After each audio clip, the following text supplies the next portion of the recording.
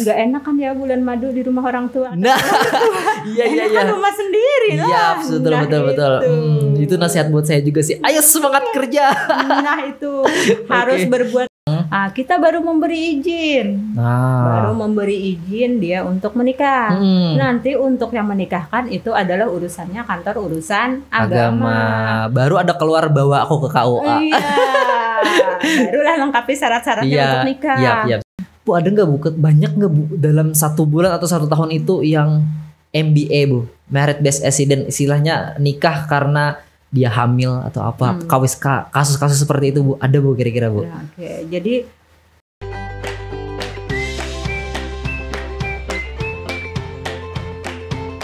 Hai, So ID kembali nih di Podspirasi, dan tentunya hari ini kita akan ngobrol lagi tentang hal yang berbeda dari video-video sebelumnya. Semua orang pasti mendambangkan pengen nikah ya kan, tapi kita harus tahu dulu kapan dan bagaimana untuk menikah itu, kesiapannya mungkin. Nah, ini buat anak muda cocok banget. Jadi untuk anak muda yang masih nonton sekarang, jangan lupa dulu di subscribe, lalu kalian kasih komentar nanti di akhir video. Nah, setelah itu kalian kasih like dan jangan lupa di share. Khususnya share dulu nih ke gebetan kamu atau ke doi kamu dong. Nah, jangan berbasa-basi lagi di sini So ID, inilah Podspirasi.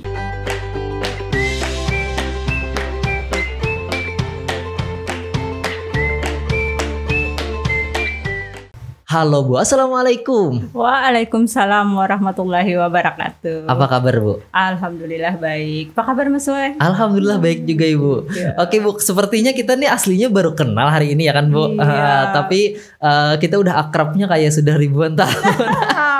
Enak ya. Oke Bu, tadi kan kita sudah sedikit opening dan kita masih memperingati, karena kita syutingnya 17 Agustus nih ya kan? Iya, benar. Dan tentunya kita sama-sama mengucapkan Dirgahayu Republik Indonesia yang ke-76 ya Bu? Iya, 76. Ke-76. Terasa ya udah 76 walaupun kita saya baru umur 23 Bu. 24 baru aja nih. 24. Iya. Nah, jadi Bu, sekaligus juga kita memperingati ini, tentunya kita bikin podcast yang semoga bermanfaat untuk anak muda nih Bu. Nah, tentunya sepakat, Ibu. tema kita juga mungkin yang anak muda banget juga nih, sepertinya pengen tahu. Iya, nah sebelum kita bicara lebih lanjut nih Bu, saya pengen tahu dong, kenalkan dari Ibu dulu, siapa dipanggilnya, mungkin pekerjaan Ibu, kesibukan Ibu juga boleh. Silakan Bu, kamera Bu. Oke, siap. Ibu namanya Hikmah.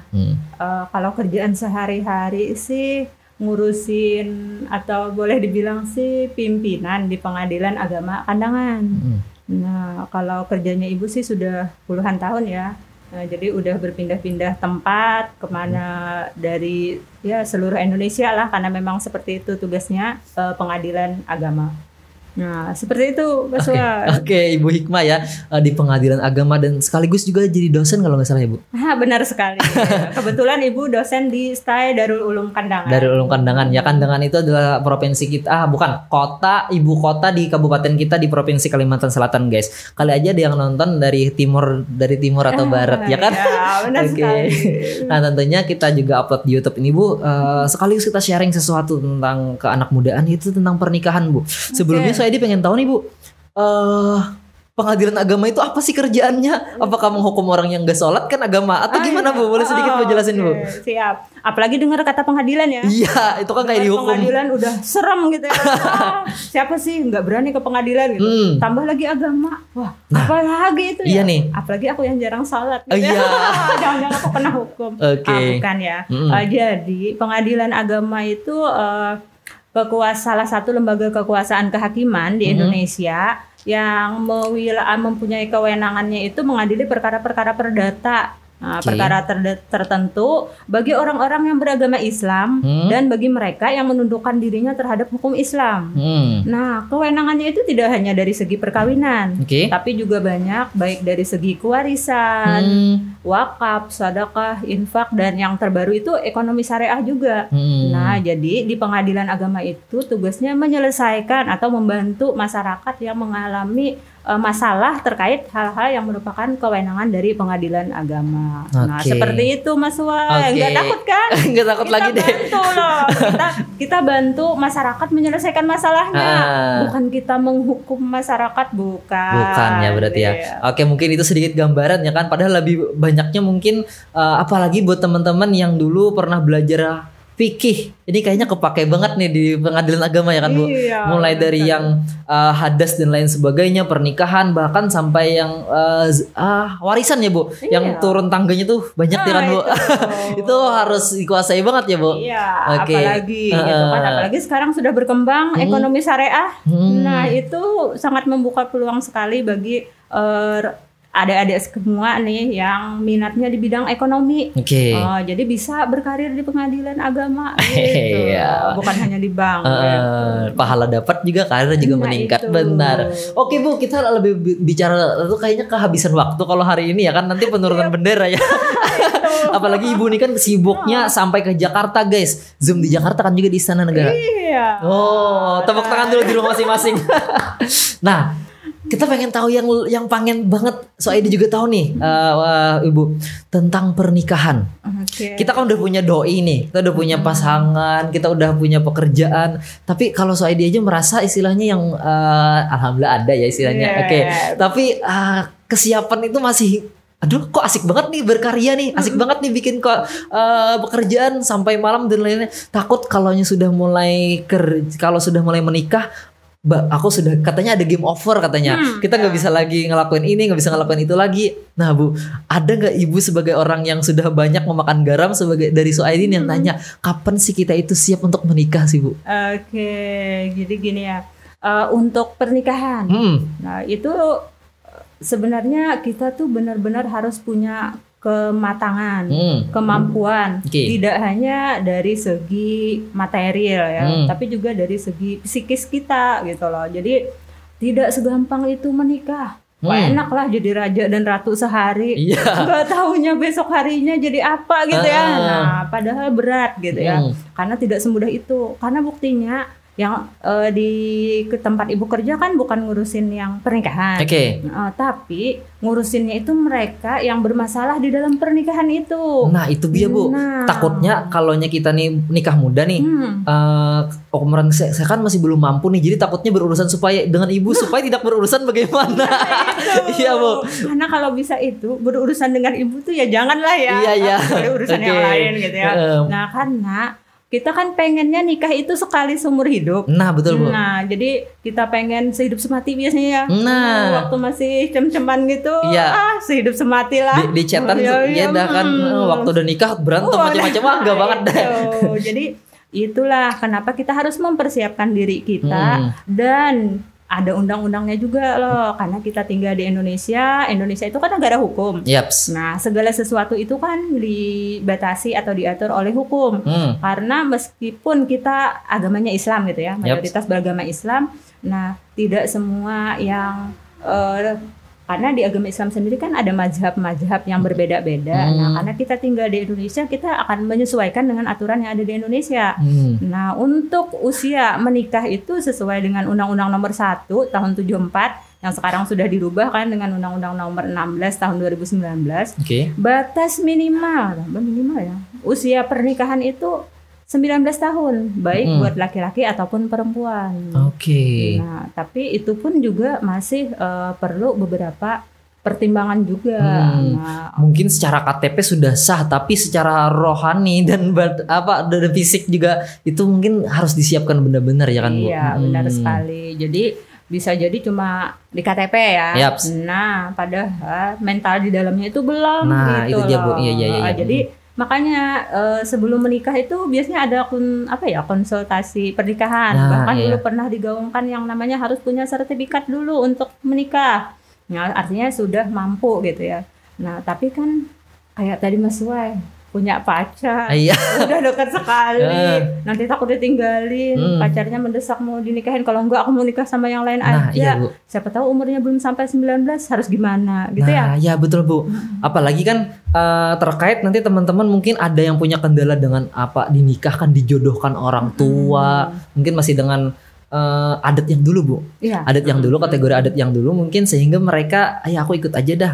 Itu pertama problem teman-teman kita memang seperti itu, atau karena merit based accident. Benar karena terjadi sesuatu yang tidak diinginkan oleh keluarga dan dia sebenarnya pengen dan akhirnya menyesal, itu yang mengakibatkan. Nah, mungkin kita kulik lebih banyak tentang itu nanti, Bu. Mungkin kita pengen tahu dulu ya kan tadi sedikit bahwasanya kita sudah umurnya 19 ya kan, Bu. 19. Ada lagi mungkin, Bu? Nah tadi jadi umur kita kan kalau udah 19 bolehlah kita langsung nikah, daftar ke KUA, penuhin syarat-syaratnya. Tapi ya tetaplah harus penuhin syarat-syaratnya. Nah itu udah beres tuh nikahnya gitu ya. Tapi nikahnya itu adik-adik ingat ya, nikahnya itu harus tercatat. Jangan nikahnya di bawah tangan. Bawah tangan itu apa ya? Gelap-gelapan ya, atau tidak tercatat gitu. Karena terjadi sesuatu itu jangan sampai lah. Kita nikahnya kita itu harus tercatat. Jadi seandainya yang kadang bisa menimbulkan nikah tidak tercatat tadi, umurnya belum sampai 19 tapi kebelet pingin nikah. Kebelet nikah. Nah itu. Jadi itu yang menimbulkan permasalahan. Jadinya sekarang kita dengar ya, sering dengar pernikahan dini. Oh kayak lagu nih Nah, lagi viral juga kan, katanya tinggi di sini nih, di daerah sini, pernikahan anak di bawah umur yang mengakibatkan tingginya kematian ibu dan anak, rendahnya ekonomi gitu ya. Banyak sekali sebenarnya yang mudaratnya. Nah tapi sebenarnya kalau pernikahan di bawah umur itu dilakukan dengan cara dan proses yang benar, insya Allah itu mungkin bisa lah kita minimalisir akibat-akibatnya susulannya itu tersebut. Nah mau tahu? Apa tuh? Jadi undang-undang selain menetapkan batas umur usia pernikahan itu 19, boleh disimpangi jika mendapatkan izin dari pengadilan agama. Nah itu tuh tugas ibu. Ini sudah mulai berurusan ke ibu nih ya? Ya boleh. Jadi kita bukan membahas masalah nikah lalu akibatnya, bukan ya. Kita ngebahas kita pengen nikah tapi belum cukup umur, aku harus bagaimana. Sedangkan aku pengen nikah atau tadi MBE. Karena sangat mendesak sekali, mau nggak mau harus dinikahkan. Nah itu ya tadi jangan langsung nikah di bawah tangan, tapi datanglah ke pengadilan agama. Berarti teman-teman ya, pernikahan kalau pengadilan agama itu berarti tidak hanya sebagai jalan buntunya pernikahan kalian, maksudnya sudah berantakannya, tapi memulainya pun juga dari pengadilan agama, tapi memulai yang mungkin umurnya belum sampai tadi akan secara syarat undang-undang tadi ya. Tapi bukan nikahnya di pengadilan agama ya. Bukan berarti ya. Pengadilan agama nanti mungkin setelah diadakan pemeriksaan dan lain sebagainya, setelah melalui beberapa proses tertentu, kita baru memberi izin. Baru memberi izin dia untuk menikah. Nanti untuk yang menikahkan itu adalah urusannya kantor urusan agama. Baru ada keluar bawa aku ke KUA. Barulah lengkapi syarat-syaratnya untuk nikah. Tapi tidak semudah itu. Karena proses di pengadilan agama Kandangan sendiri ya, di pengadilan agama secara umum prosesnya itu sangat panjang, karena kan kita tidak mau tadi dengar kan banyak tuh akibat pernikahan di bawah umur tadi, resikonya kematian ibu dan anak, ekonomi, taraf ekonomi yang kurang, tingkat pendidikan yang rendah. Nah itu diminimalisir dengan mengajukan dispensasi kawin, tapi sebelumnya itu ada persyaratan tertentu. Apa itu? Ada lagi? Mau ya tahu ya? Mau tahu dong. Saya mau tahu nih. Bahaya kalau tidak tahu ya. Nah, yang lain mau tahu juga. Nih dengerin nih. Jadi Ibu mohon maaf, mungkin mic-nya sedikit ya. Jadi prosesnya itu ke KUA dulu sih pasti ya. Karena kalau kita pengen menikah bukan ke pengadilan agama, karena hakimnya nggak bisa nikahkan. Karena yang berhak menikahkan itu kan penghulu nih. Jadi datang dulu ke kantor urusan agama, nanti di situ diberikan penolakan pernikahan karena belum cukup syarat, belum cukup umur. Karena salah satu syarat dari pernikahan itu harus cukup umur. Nah, setelah itu datang ke pengadilan agama. Di sana ke meja informasi dulu untuk menanyakan bagaimana pengajuan dispensasi kawin supaya bisa menikah. Nah di situ itu sebelum pendaftaran perkara itu guys, nggak mudah. Karena harus lewati honor dulu ya kan? Iya, karena kita tadi udah tahu bahwa nikah di bawah umur itu sangat banyak mudaratnya kan. Nah supaya jangan menimbulkan hal-hal yang mudarat, jadi harus kita antisipasi dari awal. Jadi yang pertama, mau tahu di Pengadilan Agama Kandangan. Di Pengadilan Agama Kandangan itu di meja informasi akan dijelaskan tentang syarat-syaratnya. Salah satu syaratnya itu sesuai dengan Perma nomor 5 tahun 2019 tentang pedoman mengadili perkara dispensasi kawin. Nah, itu dijelaskan tentang syarat-syaratnya, salah satunya itu selain yang kayak KTP, akta kelahiran dan lain sebagainya, itu adalah rekomendasi dari psikolog dan rekomendasi dari dinas kesehatan. Setelah itu dijelaskan, nah harus memenuhi dulu persyaratan tersebut. Nah, kalau mengurus persyaratan tersebut di Pengadilan Agama terkait dengan program pencegahan perkawinan di bawah umur juga. Nah, karena Pengadilan Agama Kandangan juga terlibat aktif di dalam gugus tugas Kabupaten Layak Anak. Nah, jadi kami sangat ingin menekan lajunya pernikahan di bawah umur, terutama di Kabupaten Hulu Sungai Selatan. Jadi kami ada beberapa program. Jadi setelah dari meja informasi dijelaskan, tetap ngotot nih, pengen nikah, nanti diarahkan yang namanya ada pojok konseling. Pojok konseling. Sedikit Bu, saya dipotong. Pojok konseling ini maksudnya untuk curhat. Benar gak sih? Iya. Karena kan kalimat pojok aja istilahnya ini jangan di pusat orang nih, jangan di tengah-tengah orang nih. Benar gak begitu Bu? Kenapa namanya pojok konseling? Jadi pojok konseling itu dia akan berada di sudut yang kita bisa cerita kenapa kita pengen nikah, kenapa segala macam, ada petugasnya. Nah, nanti di situ akan dinasehati, diberi arahan. Kenapa jangan menikah dulu di bawah umur, ditunda dulu sampai cukup umur, karena nanti bisa jadi terutama kesehatan. Nah, dari segi kesehatan reproduksinya si calon pengantin itu kan kalau belum 21 malahan ya mereka itu. Nah, itu masih belum siap untuk misalnya mengandung dan lain sebagainya. Nah, di situ tuh dijelaskan segala macam halnya. Nah, baru setelah itu jika tetap ngotot juga, nah kita menerima pendaftaran mereka mendaftar buat mengajukan dispensasi kawin tadi, tapi sebelumnya kami arahkan dulu untuk menerima konseling dari psikolog. Nah, Pengadilan Agama Kandangan bekerja sama dengan Dinas Pemberdayaan Perempuan dan Perlindungan Anak Kabupaten Hulu Sungai Selatan. Nah, jadi berkoordinasi menyediakan psikolog. Jadi mereka bisa langsung datang ke dinas tersebut atau kita bisa secara telekonferensi. Sekarang kan masa pandemi, kita harus jaga kesehatan, jaga prokes. Maka kita sediakan sarana supaya mereka mendapat bimbingan dari psikolog. Siapa tahu setelah dari psikolog itu mereka bisalah menunda pernikahannya. Nah, itu salah satu caranya. Sebenarnya tujuannya pun juga baik banget ya kan Bu, supaya salah satunya adalah kesehatan tadi, kesiapan dia supaya ibaratnya tidak berantakan di tengah jalan. Tujuannya menekan, kata Ibu kan salah satunya tadi adalah menekan bahwasanya tidak banyak isinya pernikahan di bawah dini ya, umur di bawah tadi ya kan. Nah, itu sebenarnya tujuannya ya baik ya kan, supaya hubungan kalian awet nih. Nah, walaupun kita tidak bisa mengatakan jangan ada yang pacaran sebelum umur, kita nggak bisa seperti ya kan istilahnya. Cuman kita hanya bisa memanfaatkan fasilitas dan juga menasehatinya supaya teman-teman kita pun juga di daerah kabupaten kita khususnya umumnya Indonesia mungkin menjadi keluarga yang harmonis ya kan, dan sejahtera ya kan, sakinah mawaddah warahmah.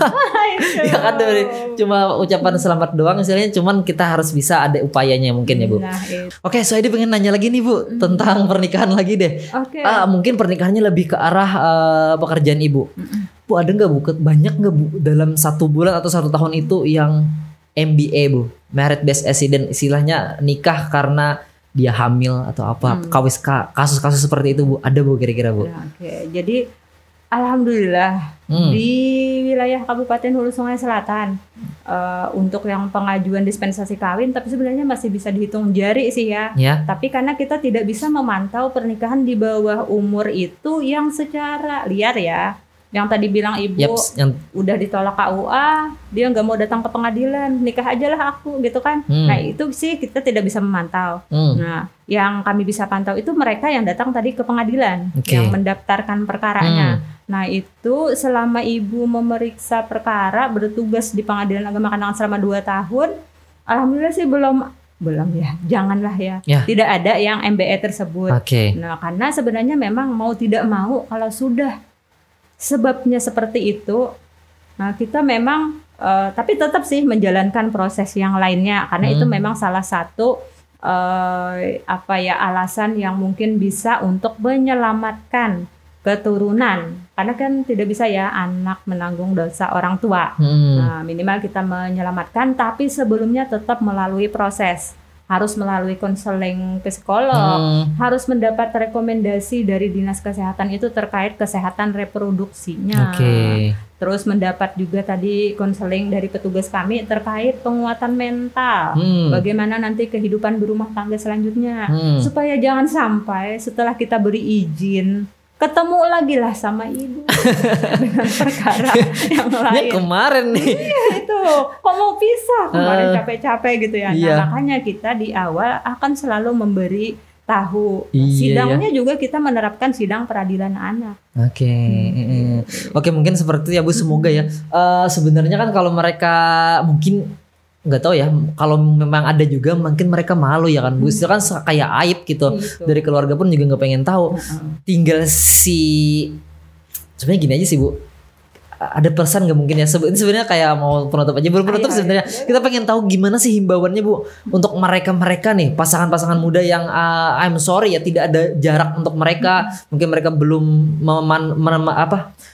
benar-benar memantapkan iman mereka sehingga terjadi hal-hal yang seperti itu. Ada nggak Bu kira-kira penyampaian untuk ibu supaya tidak terjadi hal itu? Oke, siap. Jadi kita memang tidak bisa nutup kemungkinan ya, karena sekarang udah zamannya, pergaulannya udah ya lumayan dalam tanda kutip. Kadang juga ibu nih sebagai orang tua kadang juga merasa kita tidak bisa terlalu mengawasi, memantau karena kesibukan kita sendiri gitu ya sebagai orang tua.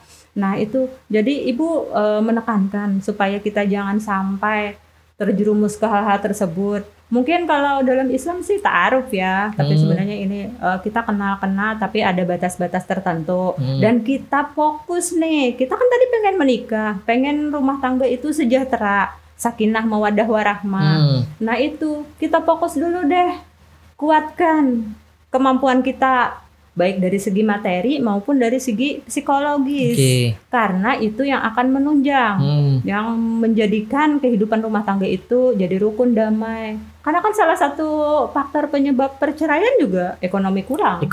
Ya. Umur belum 19 udah kerja belum ya? Belum. Apalagi kan katanya habis nikah terus kalau makan malamnya pulang ke rumah masing-masing. Apalagi itu. Jadi ayolah fokus, tingkatkan kemampuan diri. Apalagi nih event 17 Agustus temanya Indonesia Tangguh, Indonesia Tumbuh. Ayolah kita kembangkan potensi diri kita. Kita jangan mau dulu menikah sebelum usia mapan. Apalagi tadi di awal, kalau sudah nikah game over. Game over katanya kan. Kita terbatas gerak-gerik. Aduh udah punya anak. Aduh benar-benar ya. Gitu kan. Soalnya Bu, I'm sorry ya buat teman-teman yang kenal dengan Soedi juga. Mungkin sedikit aja yang saya tahu ya. Awalnya sebelum dia menikah itu kan produktif banget tuh, bikin bisnis ini itu. Pas sudah menikah game over kata teman-teman ya kan. Nah mungkin itu himbauannya juga untuk teman-teman, dan Soedi pun juga terima kasih Ibu sudah menganggap Soedi juga karena nasihatnya juga dari Ibu. Sebelum menikah ibaratnya kita tingkatin kualitas kita dulu ya kan. Kita alihkan keinginan, kan itu hasrat Bu sebenarnya. Kita alihkan hasrat kita itu ke hal yang bisa kita lakukan lebih produktif lagi. Dan benar-benar itu terjadi ya kan. Semoga nanti waktu kita udah datang nih udah siap melamar kan, oh sudah ada tabungan 1 2 3 bank. Wah itu kan keren ya kan. Daripada kita mana bang nih ada tabungan tapi tulisannya orang tuanya. Nah itu gak keren banget isinya. Gak enak kan ya bulan madu di rumah orang tua. Nah iya kan rumah sendiri lah. Iya betul. Itu nasihat buat saya juga sih. Ayo semangat kerja.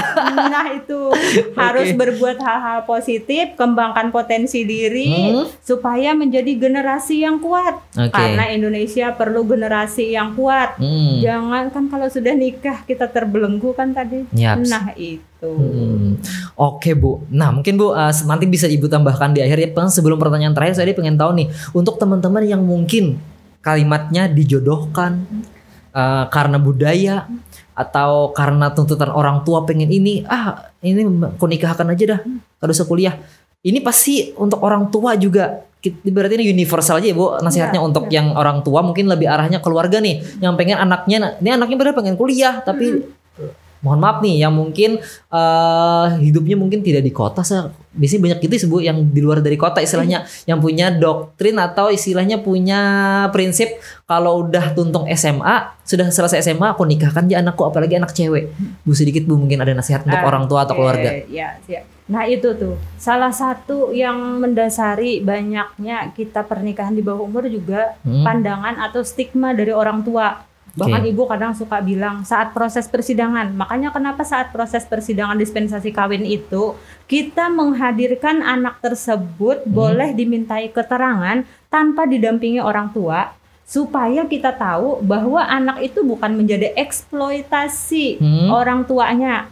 Salah satunya bisa jadi udahlah kau jodohkan aja dengan yang kaya supaya aku dapat mantu kaya, atau melepaskan orang tuanya pengen melepaskan tanggung jawab, udah ini ngerepotin aja, aku udah capek gitu kan. Tapi ya jangan, tapi nggak mungkin lah ya orang tua seperti semua itu. Tidak ada ya, nggak ada ya. Pasti orang tua itu pengen anaknya yang terbaik, tapi mungkin karena desakan atau tuntutan ekonomi, atau karena pergaulan, atau memang anaknya juga kebelet pengen tadi ya gitu. Tapi pada intinya antara orang tua dan anak itu haruslah berbicara.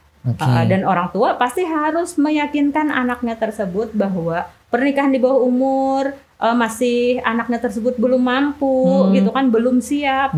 Nah ditunda lah. Bisa jadi kan dengan misalnya kalau punya kelebihan materi, ikutkan kursus atau kegiatan yang lain. Kuliahkan lagi mungkin. Nah itu kuliahkan lagi. Atau misalnya kita masih kurang mampu, yuk coba diajarin bikin kue kok atau apa gitu ya, supaya bisa lah nanti jika terpaksa juga harus menikah sudah punya kemampuan, kebisaan minimal di ekonomi.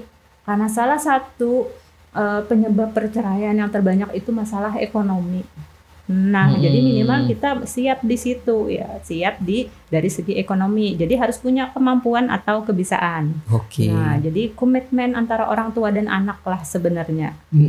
Berarti ya kan istilahnya Bu bisa diambil kesimpulan ya tentang kasus ini, kasus yang istilahnya orang tua yang pengen anaknya lebih dulu nikah padahal anaknya belum siap, belum pengen kuliah lagi, pengen ngumpul sama teman-temannya lagi sebelum game over. Harus ada komunikasi mungkin ya, komunikasi, dan orang tua jangan sampai menutup pemikiran mereka bahwasanya punya aku aja yang paling benar nih, padahal menikah kan anaknya yang menjalani. Nah itu iya memang benar ya kan, membiayai adalah orang tua, tapi si anaknya ini yang menjalani, yang akan mungkin kalau langkah ini diambil bisa tersiksa hidupnya, hancur kehidupannya. Yang kasihan ya kan istilahnya janda muda nih itu kan janda kembang ya kan istilahnya udah punya anak tiba-tiba nikahnya suaminya meninggal kan dan lain-lain. Nah mungkin itu Bu yang pengen banget kita ketahui sebelum penutup nih Bu. Ada nggak lagi Bu? Mungkin ada pesan-pesan yang belum tersampaikan di penjelasan Ibu tadi. Sambil Ibu harapan mungkin. Silakan Bu. Jadi sebenarnya kita itu menikah, kenapa undang-undang menetapkan ya batas usia menikah seperti itu? Karena undang-undang atau pemerintah kan yang bikin undang-undang itu sudah yakinlah bahwa sudah punya kemampuan. Artinya untuk membentuk tujuan perkawinan, mencapai tujuan perkawinan yang sakinah mawaddah warahmah itu sudah cukup umurnya seperti itu. Nah, tinggal kita lah sebagai masyarakat yang taat akan hukum, kita taati aturan tersebut. Jika memang tadi ada sesuatu hal yang sangat mendesak, boleh ajukan dispensasi kawin ke pengadilan agama. Tapi jangan juga kalau ternyata nanti di pengadilan agama belum diizinkan, karena ke pengadilan agama pun belum tentu juga pengajuan dispensasi kawin belum itu dikabulkan. Pasti ya? Iya, belum tentu juga diberi izin. Karena kan tadi melalui proses bertahap, proses pemeriksaan di persidangan. Karena di situ akan digali kemampuan dari si calon pengantin serta kesanggupan dari orang tua untuk membimbing kehidupan rumah tangga anaknya sebelum melepas. Bahkan biasanya akan dinasehati supaya tidak hamil dulu sebelum umur 21 karena dari segi kesehatan reproduksinya. Terus kalau misalnya pengen sekolah lagi, melanjutkan pendidikan, orang tua atau calon suami atau calon istrinya tidak menghalangi.